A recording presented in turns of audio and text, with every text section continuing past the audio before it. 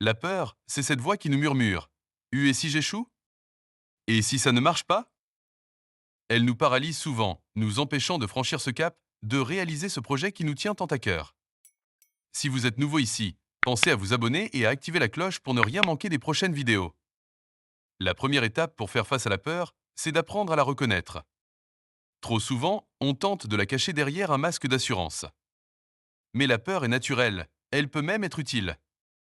Elle révèle ce qui compte pour nous, ce qu'on redoute de perdre ou ce qu'on veut absolument accomplir. Une fois qu'on a identifié la peur, il est crucial de vérifier si ce projet est aligné avec notre vision, avec ce qui nous épanouit vraiment. Parfois, nos peurs nous signalent qu'on s'éloigne de ce qui nous fait vibrer. Mais si, malgré les doutes, on ressent une paix intérieure, c'est souvent le signe qu'on est sur le bon chemin. La peur peut être un guide.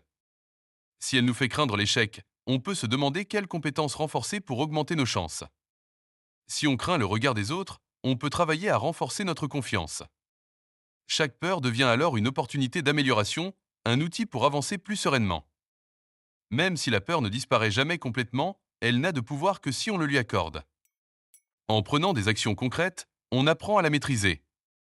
Chaque pas est une victoire, et avec le temps, on se rend compte que cette peur perd de son intensité. Elle devient un simple souvenir du chemin parcouru. Faire face à la peur, c'est choisir de ne plus en être victime, mais de l'utiliser comme un allié. En avançant vers ce qui nous inspire, en écoutant nos peurs et en les dépassant, on bâtit une force intérieure incroyable. Rappelez-vous, la peur ne définit pas votre potentiel, elle vous guide pour vous dépasser. N'oubliez pas de vous abonner et de cliquer sur la cloche pour recevoir plus de contenu inspirant comme celui-ci.